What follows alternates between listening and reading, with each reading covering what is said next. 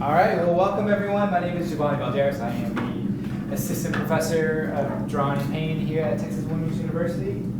And I'm so thankful that you all have come out to hear these really two great artists. So I'm going to do a brief introduction and kind of let them jump into the conversation. So first we have Sara Cardona on the right. Cardona was born in Mexico City and currently lives and works in Dallas, Texas. She studied at Kansas City Art Institute, received her BA from UT Austin, her MFA from Tyler School of Art in Philadelphia, and attended the Skowhegan School of Painting and Sculpture in Skowhegan, Maine. She received the 2020 National Artist Grant through the National Sculptural Center, as well as the Dallas Museum of Art Kimbrough Award in 1994, and has participated in residencies such as the research residency at the Amon Carter Museum and the C3 Visiting Artist at Dallas Museum of Art.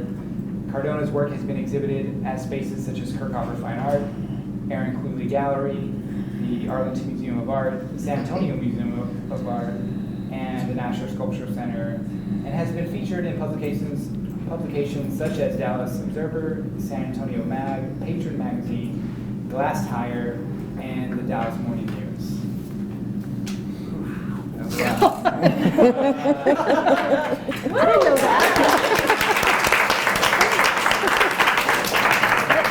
And also to... That was just warm up for you. warm up, yes. I did consolidate this just for a little bit because, her, Vicki Meek's bio is extensive and it's amazing, but yeah.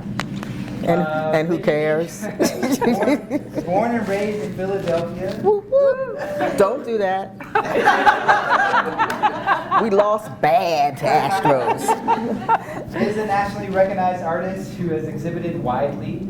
Meek is in the permanent collections of the African American Museum in Dallas, the Museum of Fine Arts in Houston, Fort Wayne Museum of Art in Indiana, Paul Quinn College in Dallas, Siri Art Project in Austin, and Norwalk Community College in Norwalk, Connecticut.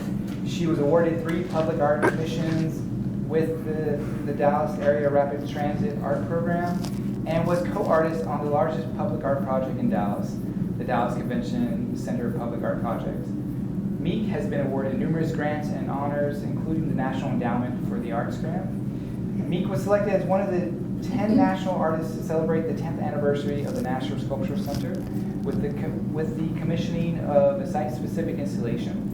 Meek's retrospective, Vicki Meek, 3 Decades of Social Commentary, opened in November 2019 at the Houston Museum of African American Culture and marked the end of her concentrating solely on her installation practice as she moves into creating work using video as a primary medium. She dubs these new works video comments since they are no more than 8 minutes in length and are done in the series format. She is also Dallas Mayor Eric Johnson's at-large appointment to the Arts and Culture Commission and the Public Art Committee. Meek is represented by Tally Dunn Gallery in Dallas. Please welcome Vicki Meek. It's such an honor. I've known these 2 artists since I was like 19 or 20, and I was thinking about that. Like it's crazy, and it's been a fortunate journey that I've been on with you 2, and I've learned so much. And I remember when I was on the commission, now that she serves, I met with her, and the first thing she said, I was excited. I was naive and excited about joining, and she's like, "Let me tell you something, Giovanni. The city of Dallas doesn't do anything unless you shame them into doing it." And that was like the best advice I've ever gotten. So, please welcome these 2, and I will turn it over to you all. Thank you.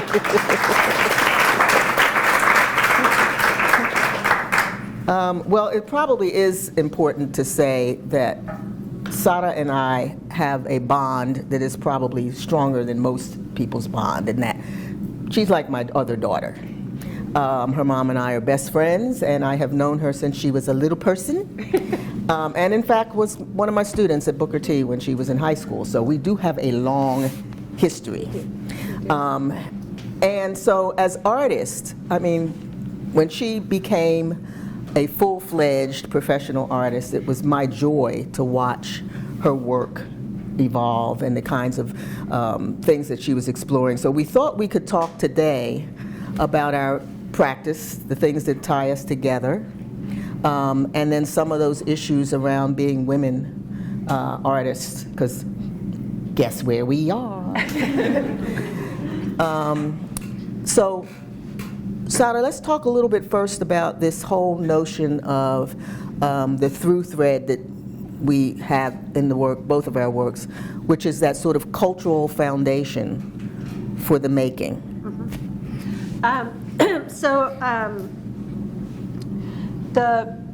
The work that's in this particular show is a series. I work in various veins, and I think as artists you will find yourself having multiple currents, and then sometimes one will take you one way and another, but you'll keep sort of looping back, and these waves sort of overlap and create almost like a for me it's like circular water, cyclic water. The pieces that I put in this show in particular have to do with both my cultural background, but also the immediate reality of the neighborhood I live in. And most of them were created in the last 3 or 4 years. I have a whole nother body of work that is abstract and is interrelated to this work, but looks very different. And I always keep coming back to this work because for two things. One, there are times when I really feel like I need imagery, and I don't want to just get stuck in one thing. And while I love abstraction, there's an immediacy to working with images that I've grown up with, that I've lived with, and I think as artists we internalize images all the time. So the pieces in this particular show come directly out of my experience of both being a person who spends time in Mexico and has roots in Mexico, but is also in Texas, and very specifically in a neighborhood that I've spent over 30 years in that has changed a lot, mostly through gentrification. And seeing the culture there that is a parallel to culture in Mexico, and it's mostly Mexican American, though it's continuously changing, and sort of feeling this kind of overlap, like these two different realities that are connected across space and time.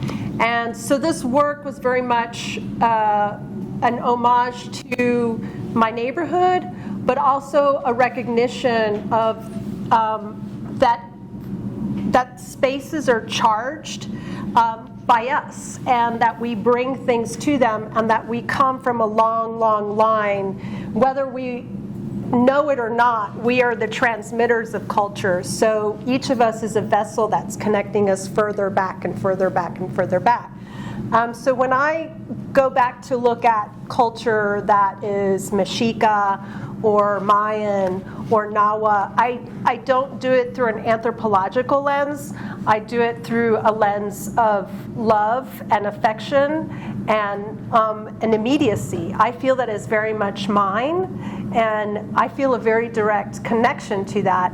And when I walk around my neighborhood and I see the guys pushing the paleta carts, or I see vendors, or I see, and it's the same in Mexico City, where I see men, gardening and taking care of people's lawns, what I see is those people, those men and those women, but I also see all the thousands of years of wonderful agriculture and craftsmanship and all those things just projected forward because we can't stop doing it.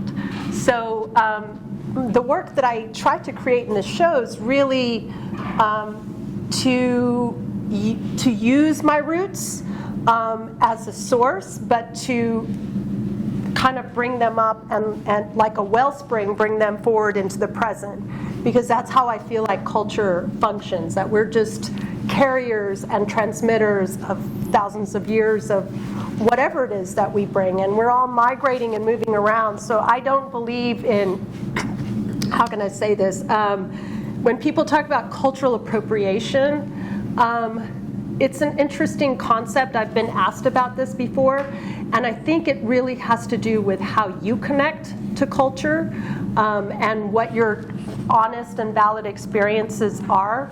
And I think that audiences detect that. So the beauty about, for me, this work is really learning about a past that may have been, not given to us, but at the same time acknowledging that it's something that's there, that's present. And I think you're also working with similar ideas. I think that my work has, for many years, been about sort of mining those conversations from an African American woman's standpoint.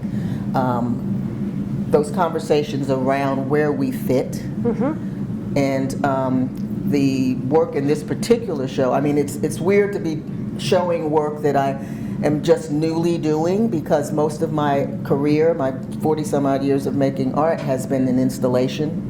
And now I'm beginning to do things that are not necessarily installation, but they always end up being installed in some way that's like a sort of an installation. But I'm interested in what you were talking about in terms of the layering of history and culture and what have you, because I'm definitely looking at that when I'm putting these images together. There's always a sort of understanding that what came before has to be acknowledged and has to be dealt with in order to look at what's now and certainly what's coming. So there's that sort of dichotomy in the work between the old and the new, and conversations that are new but not really. If we talk about the way in which colonialism has shaped Africa, and then consequently African Americans who were then transposed here, you have to look at the old in order to understand the now and what will be.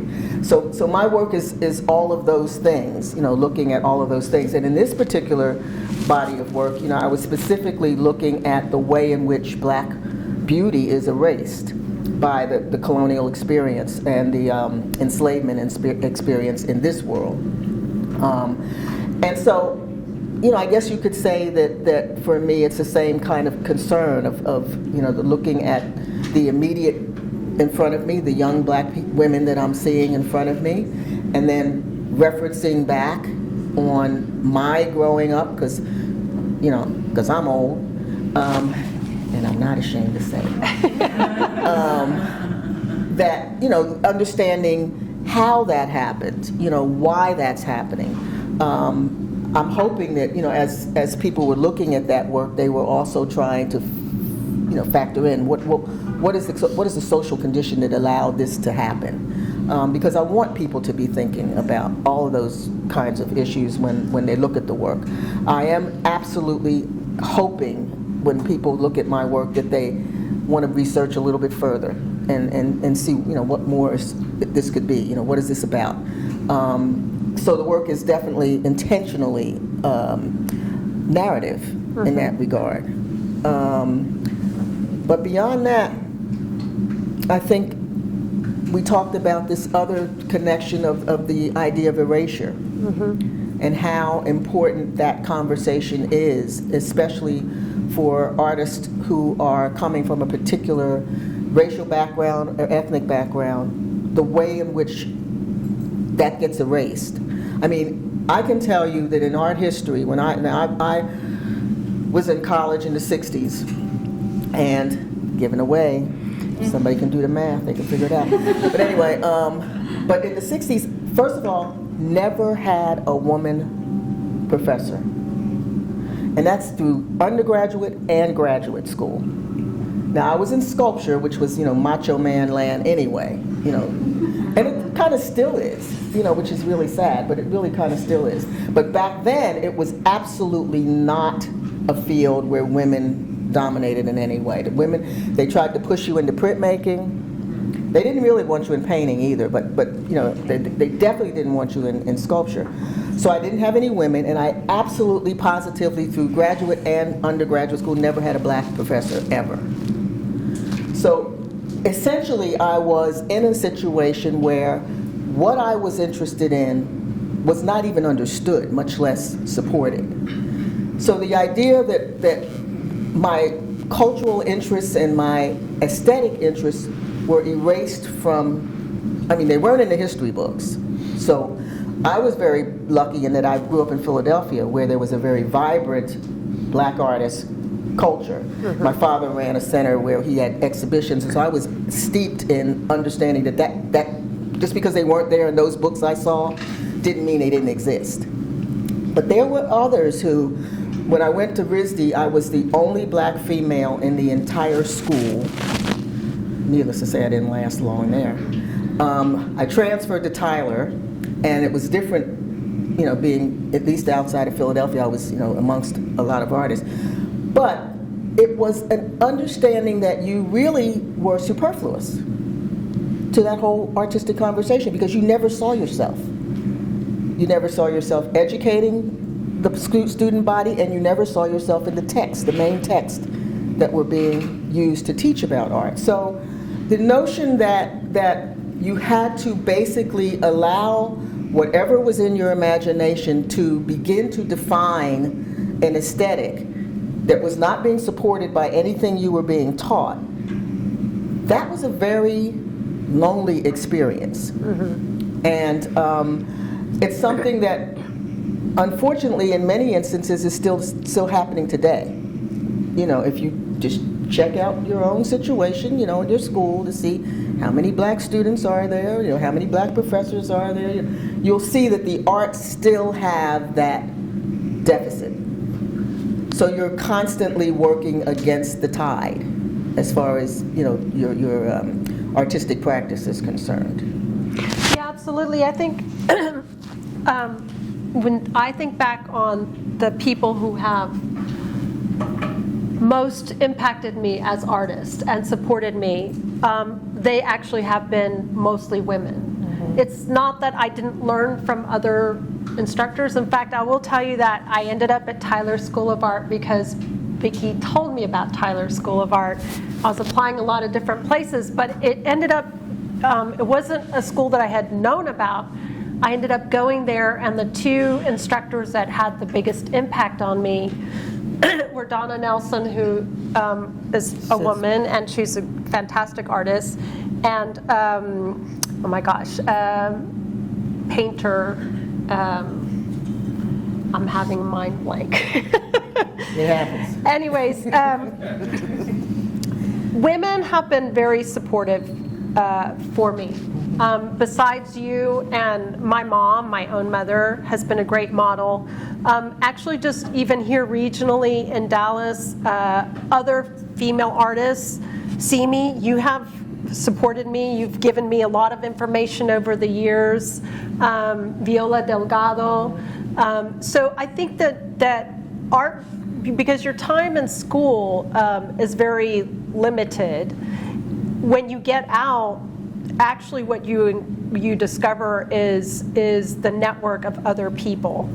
And I think, and I don't have the history of that you have in terms of as art has changed across in the United States across decades, but it is my sense from having talked to other students in art schools that the overarching system of art making in the United States, which is highly capitalistic, means that people perceive each other competitively. And and in some schools they're very guarded. They actually, like, you know, at Yale, I had several friends who went there and they had like storage units where they would like slam down the door and you don't want to show anybody your work, and right away it's about, you know, galleries going in and, you know, look, and so you don't really get a chance to develop, and it's also deformity because it's really your work starts being immediately molded and guided by these market forces. And the one thing that I think is very powerful is to have a network of other artists And it's not that they have to be women, but you often find that that's the reality, is that other women who are like you and understand what you've gone through help you. And so, looking back over time, I have seen that has been a really, really important experience for me. Speaking in terms of culture, there's obviously a big difference between, there's a difference between how, I guess, Mexican American, I won't even talk generally about Latino because that gets very, very large. I can talk about my own reality growing up as a Mexican woman and around Mexican communities.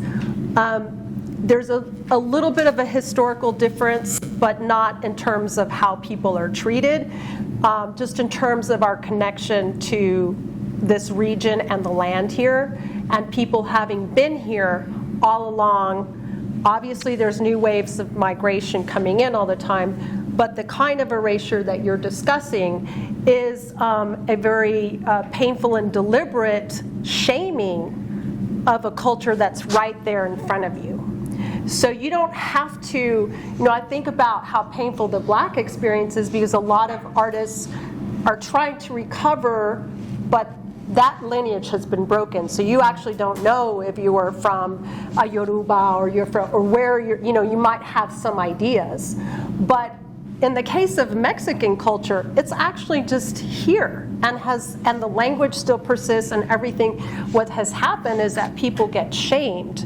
And it really has so much to do, obviously, with class and with this, idea that somehow you're a lesser person and that you have no culture because you're a working class person. And nothing could be further from the truth, and obviously, but it's also very accessible. And it's sometimes just right in front of your face. But we're blinded, I feel like many people in my community are blinded to the wealth of that culture because they've accepted something else to replace it, which has nothing to do with that root. So for me, the concept of erasure isn't so much that direct cut, but almost like a abrasive erosion, continuous erosion. And so I think that, I've been very fortunate because my experience growing up with in a family that has cultural connections, because my mother was and my father founded a theater, so they always worked with the arts. So I learned to research and to learn and to teach yourself and not to accept other people's narratives as your own. But we need people to model that for us, because sometimes we don't even know where to start or where to go look. And so the example I've given recently is, oftentimes when I'm talking to other Latina artists, who they know is Frida Kahlo. And that's maybe all they know. Mm-hmm. And that has actually come down through largely white American capitalist culture. But they don't know any other artists, or very few. And they don't really know her. And exactly. Yeah. And that is on us to go and research and learn. The other experience that I've had, which is kind of interesting because this is why I say I have two sort of streams of work, is that I work a lot in abstraction. Now in Mexico, there's a long history of abstraction, but not necessarily for women. So, and you find this a lot, that there are less female artists working in abstraction. It's been very dominated by male artists, a little like you're saying, the sculpture scenario. But when you go further back and you realize that that long root of abstraction is also in indigenous traditional cultures, and you realize women have been practicing this all along, then you see that connection, but you have to I've had to teach myself. I've had to really go and look for models and who were female architects working in Mexico, because I'm very interested in architecture and structure and systems, and in my own abstract work, that's what interests me. But I've had to go look for it because it's not taught to us. We're not told about architects who are female. We're not told about some of these women who have been working in abstraction or in cinema or in all these other genres that are traditionally male. So looping back to this idea of being a part of a network, I have learned that information from other women. And we're the ones who have the interest in keeping that information moving forward and dispelled out, because it's not so easily accessible. And I think and that's maybe a responsibility. I don't, like to foist complete responsibility on artists, but that is in fact what we do, is we model for each other and support one another. So. Yeah, absolutely. And the irony has always been, in my mind, the fact that the majority of artists coming out of art schools is women. Always has been. Yet, if you look at the representation in galleries, representation in museum shows, what is it, 10, 15%, if that? So, somewhere along the line, especially since many of the gallery owners are women, something's not lining up. This notion of the support system is not lining up. If in fact, and many of the curators in the museums are women, but yet that system is not set up so that women are collected in that way. And that's been a problem forever, and it's still a problem, because we still have a very underrepresented number of women in these institutions. And like Sara said, it's not that we want to lump that on everybody to say it's your responsibility to make sure this happens, but it is. Sorry. Because nothing changes if you don't make noise about it. It really doesn't. And part of the quest that I've had, we just had Vignette Art Fair in Dallas, which is a Texas women's art fair. And someone had asked me, why did you agree to jury that? My thing is that if I have an opportunity to uplift other women artists, I'm going to do it. That's just something that I feel I do have a responsibility. When I ran the Cultural Center, 50% of all the shows that I had at the Cultural Center were always women. And the irony is that the one male guy that was on my staff said something to me at one point about, do you just show women? The fact that there were 50% made him think that it was all women. Wow. That was Mookie. Wow. Yeah. Anyway. But that just goes to show you how uncommon it is for women to have that much exposure. Like I said, I don't think it's going to change until we start being consistent in voicing our disdain of that. That we have so many. I saw so much good work when I was jurying that, and I couldn't even put it all in. Of the 54 I chose, that had to be narrowed down because we didn't have room for everybody that I liked. But there were many more who could have been in that show had we had more space. And that happens all the time. When you just keep track of when you go out and look around and see shows, just keep track of how many women you see in these shows. Now you're in a women's institution, so I would expect that you would have more shows that feature women. We only show women. That's what I'm saying. I would hope that. I would hope that would be the case. But check out the other institutions that are around. Check out the museums that you're going to when you're doing your practicums and what have you, and just see. The fact that the Fort Worth, what was it, the Modern had the show on women, and how many of those women are represented in the permanent collection? That was a traveling show. That was not a show made up from their collection. That was a traveling show. So those are the kinds of things that make it clear that we still have a lot of work to do when it comes to representation. And then when you add that layer on top of that, race, then you really have a conundrum, because that battle has been being fought since the 1800s, the late 1800s. And from the time that I went to RISD and didn't even know that a black man was one of the founders of RISD, because you would have never thought that we had anything at all to do with that institution. But Edward Bannister was one of the founders, and I didn't find that out until after I left. That's the kind of stuff that we're constantly in struggle with.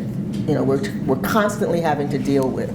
And when people think that, oh my, they're still complaining, it's like a never-ending conversation. And I don't know if, I'll go to my deathbed never seeing it change. I don't know, maybe so. But I can't stop doing the work that I'm doing to change that. That's what I feel is my responsibility, is to do as much as I can to change that. And to show up when I can for other women who are working to make that change as well. Yeah, and I think modeling is a lot of different things. Like,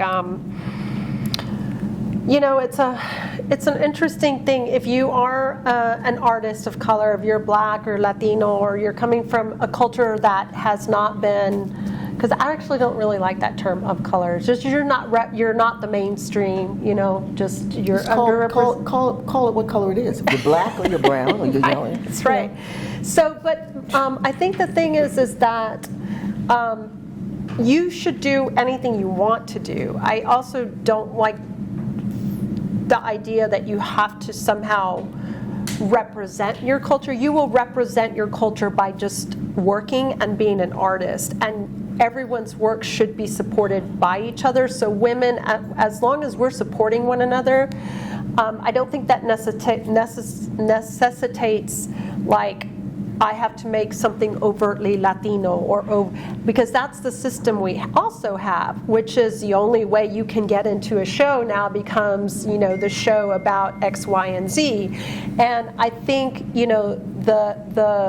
the strongest message you can send is to be firm in whatever your particular vision or practice is and fight for that right, because that is the actual most equitable situation, and you are still representing your culture and you are still representing who you are.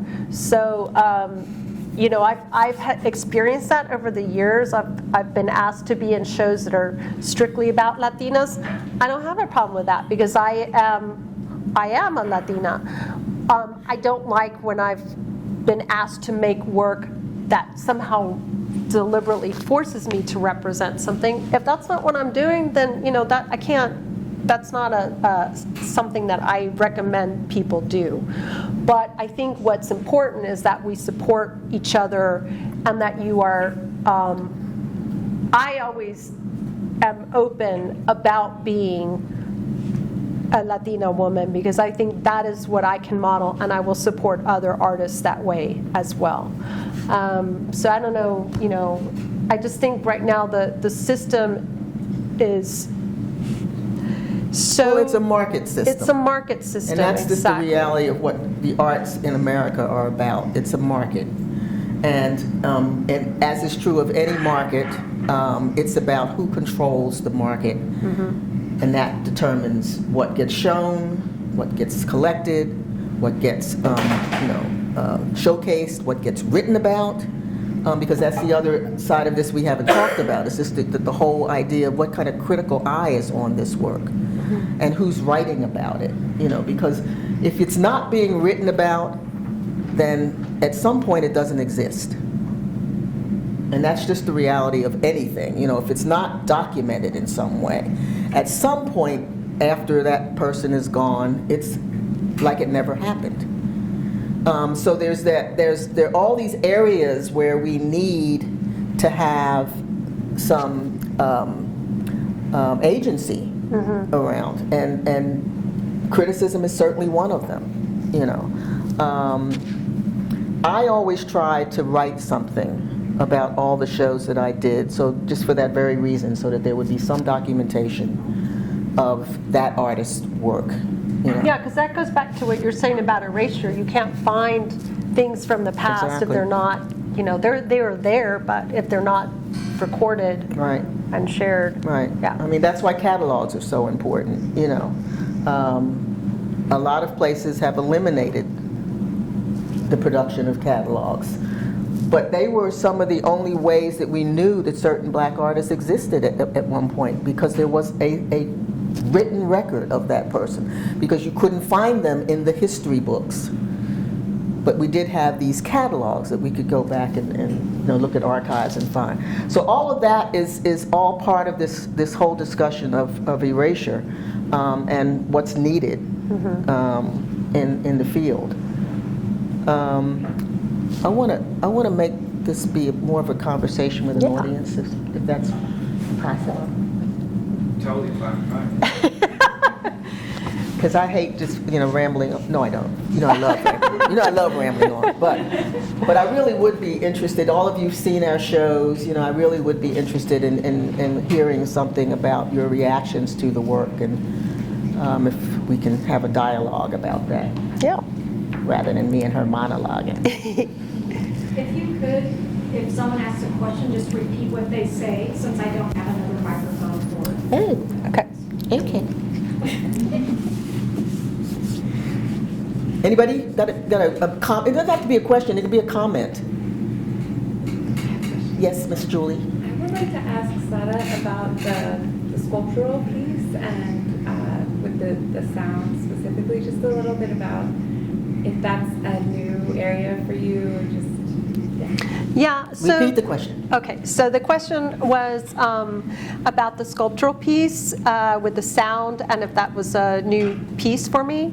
And yes, absolutely. I got into working with collage coming out of art school. I was doing paintings, and then I had my son, and it became very hard, and this happens a lot also, you know, with female artists, to manage time. And so I got very discouraged and frustrated, and I started cutting up my paintings, which actually I was already painting on paper, so materially I was always interested in paper. And that led me to feel very free and liberated, and I moved into collage. And now collage has become the basis for making these three-dimensional works. But I had stopped just on the wall. And because in my mind I was not a sculptor. And then recently, doing this piece with the Nasher and thinking about moving paper off the wall, I just felt like somehow it just clicked in my mind, like I could do whatever I want to do. So sometimes I think we're our own worst enemies in terms of limitations and thinking about like, oh, I am doing this, or I have to stay, you know, this is my work. Or so that was a very liberating piece for me, but it was also a very direct response to my neighborhood. So as I mentioned, the pieces in the gallery are about mostly North Oak Cliff, parts of West Dallas that have undergone lots of rapid development. And when I was a child in Mexico City, my favorite thing was the sounds of the city. And especially all the vendors. I love vendors, because vendors to me, when I would close my eyes as a kid, I would hear the sounds of the ancient city. And that's why I say that's never changed. There's this kind of impulse. Mexican culture is very much a social culture. Our power comes in our exchange of things, but also more importantly, energies. And I like all the vendors that wander around selling things or sharpening knives, or, you know, I mean, they have hideous, you know, announcements that go on till 2 in the morning about your mattresses. But it also makes the city feel like a hive. Yeah. And my favorite part about Oak Cliff is that all of that impetus that's that we carry culturally still, even with all the buildings and all the codes, and you can't keep goats, and you have to be quiet after 11 o'clock, and you can't suppress culture. And so I just see all of the vendors who are disappearing, but I see them not as purveyors of ice cream. I see them as purveyors of cultural energy. I love talking to them. A lot of them are older. They're undocumented, so that's the work they can get. And yet, to me, it's like, there's not a time when I don't hear the bell and go out there and want to buy just because I want to talk to them. So that piece is a kind of a direct homage to the paleta vendors. And then I wanted this Mayan serpent head because in all of Mayan art, that depiction, it's called the vision serpent. So people would deliberately either ingest things or do bloodletting to get into an ecstatic state, to open up a portal so that they could commune with their ancestors, mostly for guidance. You're questing for a vision. You want information from the people who have gone before you from the past. And so I just put these two people together because I just felt like, even though they're very humble people, they, for me, are the ancient connection, going back hundreds and hundreds and hundreds of years. So I sort of felt like what Oak Cliff really needs is somebody to open up a portal. Like, we need to keep opening up portals and bringing back our ancestors and insisting on our presence. And so to me, the paleta card, or anybody who is carrying that, is a kind of insisting on being present and being seen, even though at the same time they're very invisible and unseen and literally not technically legal, right? So that imagery is very important to me, and so that's why I put these two pieces together, and I wanted it to feel a little like a boat also. So all the choices I made were really guided by this idea, which was really new, and I've been working with sound a lot because it's what I've learned from working in the theater. So they're kind of like theatrical pieces. And if I have the opportunity, I want to get one of my paleta vendors to push it around. But we'll see if we get there. Yeah. Any other questions? Could you tell us, this is for Ms. Meek, could you tell us more about your menagerie work, some with the My Little Ponies? Sure. So that actually, if you think about that corner, could I tell you more about my glass menagerie pieces that are in the gallery? So that corner, actually, the glass menagerie is in the same corner as Them Their Eyes. And to me, that's sort of the fantasy corner, because when I thought about this whole conversation around what black women try to do in order to be beautiful, which is to adopt this Eurocentric kind of aesthetic for beauty, that it is a total fantasy. And you'll notice that it starts, well, you can either start on either side. You can either start with where the black charcoal is, which is the unadorned blackness, and then you make your way through the eyes being done, which is this, commentary on wearing the blue contacts or whatever, ways that you change your eyes so that they become something other than steeped in blackness. And then the nose changes, and then the mouth changes, until you finally get to the gold piece that's all gold, but the face is totally wiped out because it's impossible.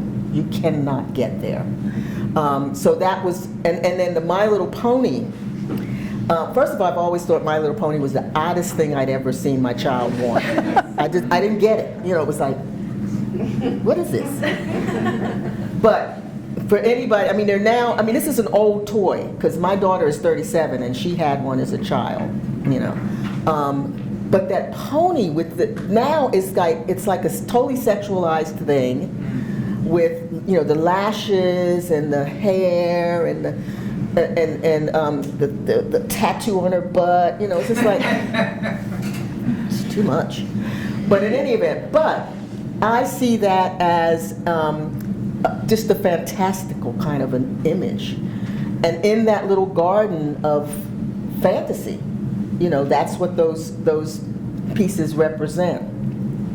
And I, you know, paired it with them, their eyes, because that's a doll that her mom actually gave me a number of years ago now. And she was like, I don't know, Vicki, I found this doll and I know you're going to use it somewhere. And I was like, probably so. And many years later, I was able to use it. She's there. You must know Cora. Anyway, I used it as the prop because this doll has green eyes and it's a black doll. You know, and it's like, what? So that became a conversation around that fantasy of having your eyes be changed and somehow you're going to not look, you know, like a black woman. So all of that had to do with the idea of this whole notion of us looking a certain way that is really just changing our entire being if we were to actually get there. It's a fantasy. It cannot happen. So that's what that was about. I have a question. Yes, sir? So, given that you all have been anchored in your community for such a long time, making work for quite some time now, I wondered what has it been like throughout y'all's journey switching social circles? Is there code switching that happens? And if it does, are you more or less using that as an educational moment for people who, let's say, aren't familiar? Or is that something you just tolerate and you just learn to code switch and just do it, you know, as you kind of enter these social circles? So the question is around code switching, and did we, through our journeys, find that was something that we had to do, or how do we navigate that? And I'll just start by saying I don't code switch. No, seriously. I mean, I once had a white woman say to me, "Well, are you concerned that we don't understand this? What's going?" I said, "No. I'm glad if you ask about it, I'll explain it to you, but I don't do this work for you." And so I never got into the habit of, I mean, because you got to remember, when I went to school, it was clear to me that I was not going to break into that world. There was no reason for me to model myself along that path. So I could do what I wanted to do. I knew I was going to get a job that would allow me to make my art and not have to compromise it, which I did, you know. And therefore, I don't have to pretend that I'm doing something for somebody else in order to feel like I'm doing valid work. I'm doing work that I feel I have to do to speak to my community about certain things, and if other people are interested in that conversation, I'm happy to explain it to them, but I'm not doing the work for anybody except the black community. Because that's a conversation. I mean, when I did this past show, I had spaces where I had just black people that were able to come to those spaces and talk about this work, because I wanted black people to be able to talk about it freely and not have to think that they had to curtail what they wanted to say in any way. So I had 3 black conversations, all black. One I didn't even participate in, it was all for black males, and so I had my son do that.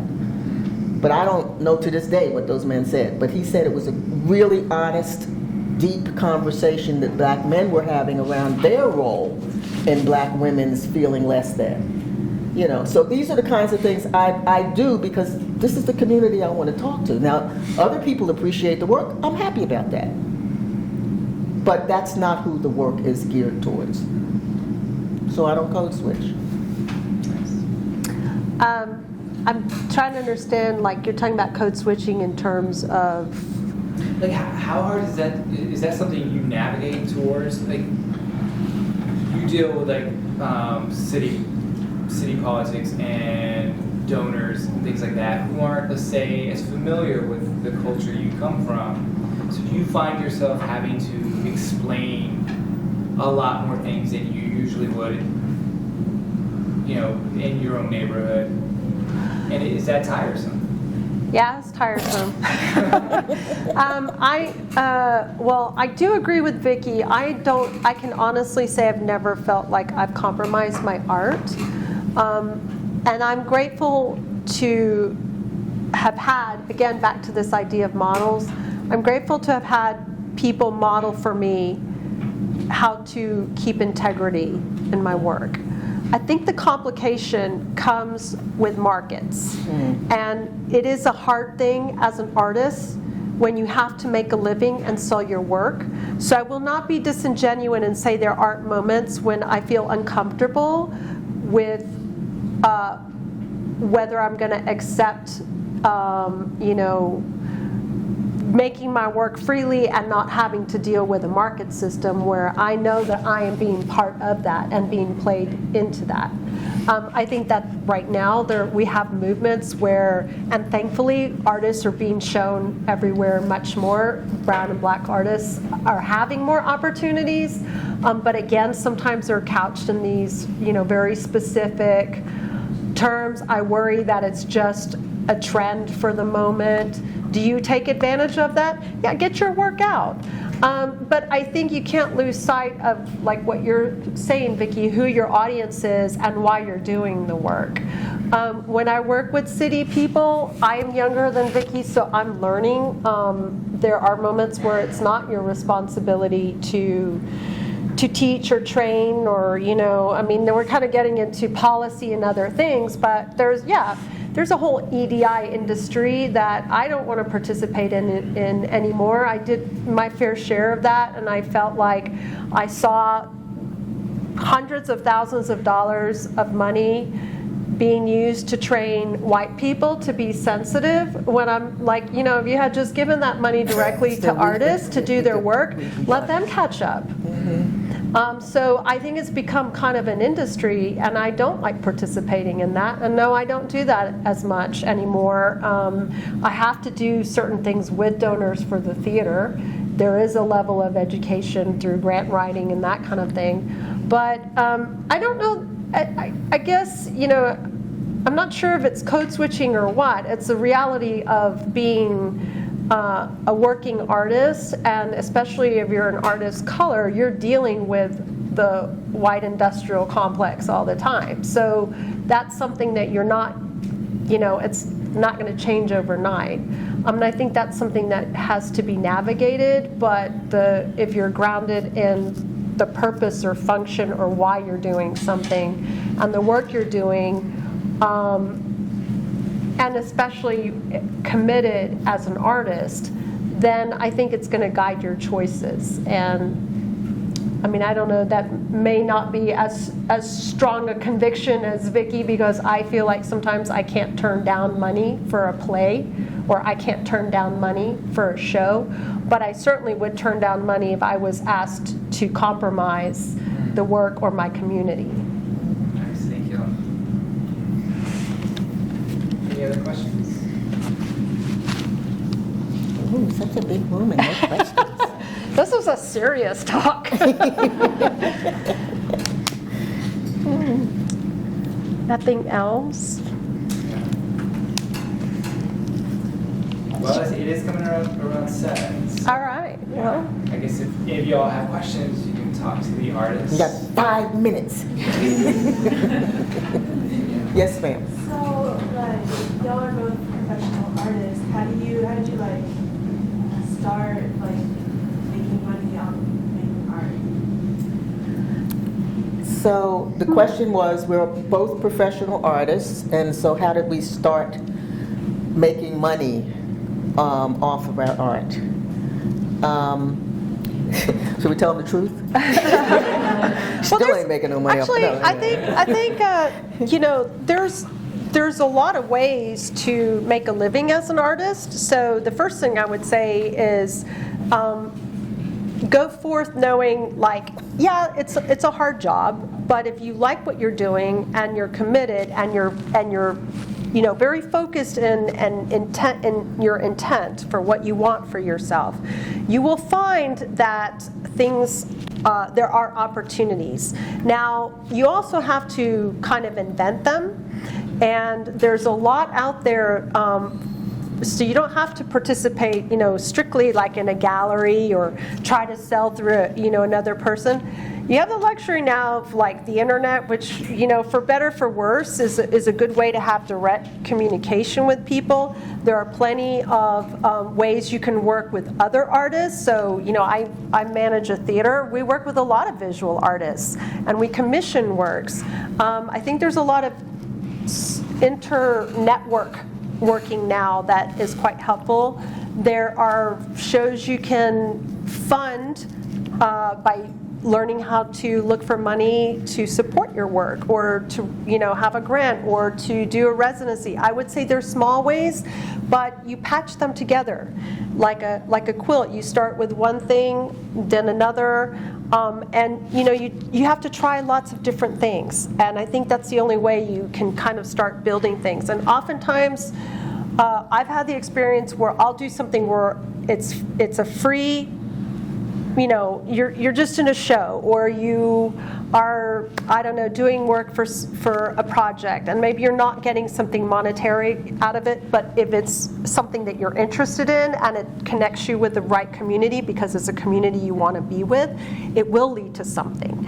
So I know it sounds kind of hokey, but like I've been guided by the principle that as long as I'm doing something that I'm interested in, other people you will find your audience, and you will start to build a network and build opportunities that way. It's not overnight. I mean, it is for some people, I guess, but for a lot of artists who are living and working, you find parallel avenues. You had work as a cultural supporter, producer of other people's work, running the South Dallas Cultural Center. I have to say that I did not have any illusions about making my living as an artist on my art.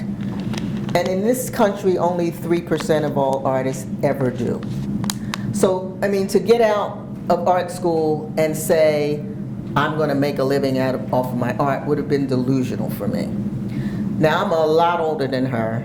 And so I predate computers, as far as, I know that's funny, isn't it? But I mean in terms of the way in which they're now used, and you can, access all this TikTok stuff and all that.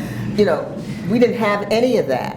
And so the only market we had when I was coming out of art school was galleries. And I wasn't going to get picked up by a gallery. So I didn't have any illusions about that. But you made your living in the arts. No, she's not asking that. She asked specifically, how did you start selling your art? Didn't you? Yeah, but... Yeah, no, that's cool. Because I want to address that. I want to address that. I had no gallery representation until 2 years ago. I just got gallery representation 2 years ago. Now, I also did not do work that required gallery representation. I did installation. And my first experience getting paid to do an installation came when Allison Green, who was the contemporary art curator for the Museum of Fine Arts Houston, we were on a panel, and we were talking about work and stuff like that, and I was talking about doing these installations, and she said, after I finished my presentation, so how much do you charge to do an installation? And I went, charge? And she said, yeah, like you should not be doing any installations without getting paid. And that was, I had just moved to Dallas. I hadn't, it was 1982, I think, or something like that. And I didn't really even know that. But from that moment on, she said, you are what you say you're worth in this business. Mm-hmm. And if you do something for free, from then on, people are going to expect you to do stuff for free. If you give them a fee, this is what you charge, they'll either do it or they won't. But once they do it, that's it. And from then on, I didn't have to really think about it. I had a precedent, because it's always what the market can bear. And from then on, I've charged to do an installation. Now, an installation is ephemeral. So they're not getting anything except that installation for that moment, and then it comes down and you take your pieces back. And so I was literally getting paid to make my art, which was great, And the other thing that I was very fortunate in that I started having shows in museums early, much earlier than many artists get to do that. And it is very true, once you're in, you're in. I didn't have to look for these opportunities because I had been shown in museums, they came to me. Now that doesn't happen that often, but I took advantage of it. It's like Sara said, if you have an opportunity, you take advantage of it. I took advantage of it. You know, I made sure that I was documented in all of these instances, so I have, you know, a very good collection of either catalogs or brochures of my work. And then last year, when I was Texas Artist of the Year, I got all of those installations documented in one catalog. That's what I asked them to do for me, because you could get the catalog on whatever you wanted. I said, I would like for that catalog to focus on all of my installations. Because I had slides, you know, I always had my work photographed really professionally and everything. And so, you know, you make your opportunities where you can. Now, you're in a better position these days because, like Sara said, Instagram's real in terms of the ability to really get to people through that medium.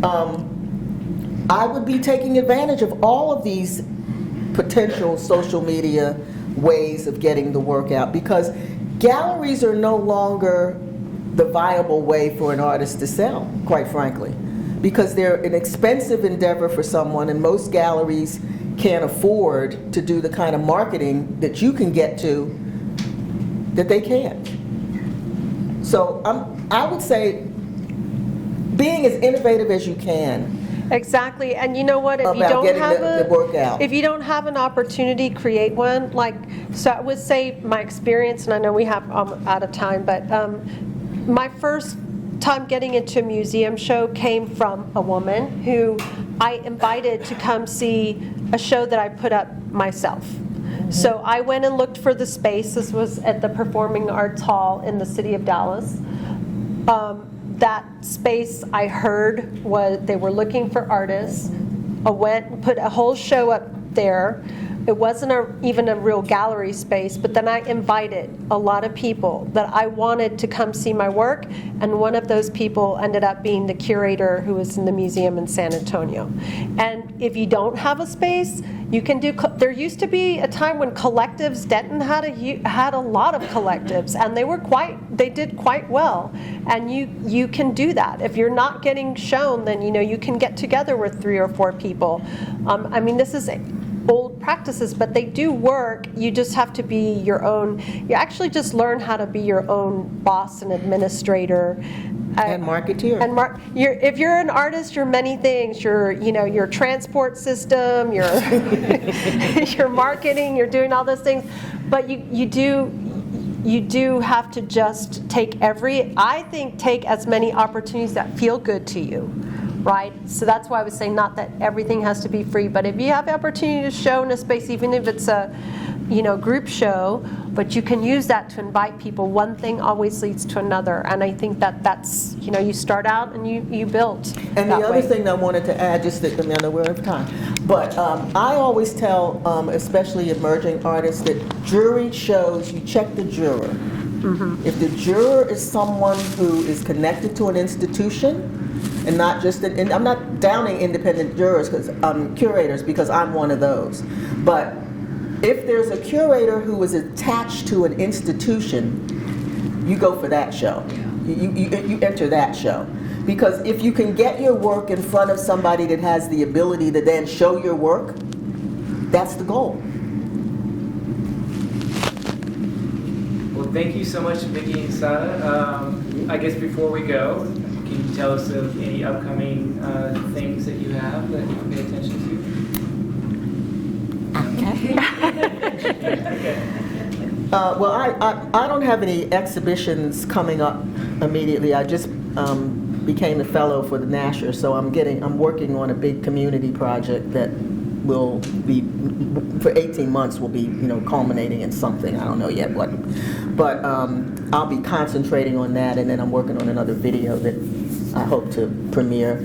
Actually, one of my videos premiered at the Denton Black Film Festival. I was an artist in residence a couple years ago, so I'm hoping to do some more of that.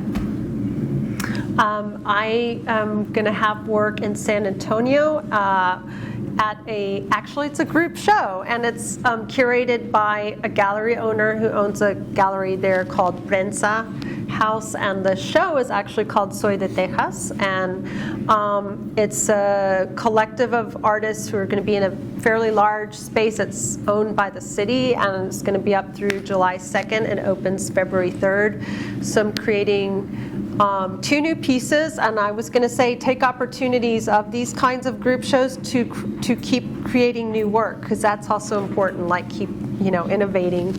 But that will be the next exhibit that I'm working on. So Nice. yeah.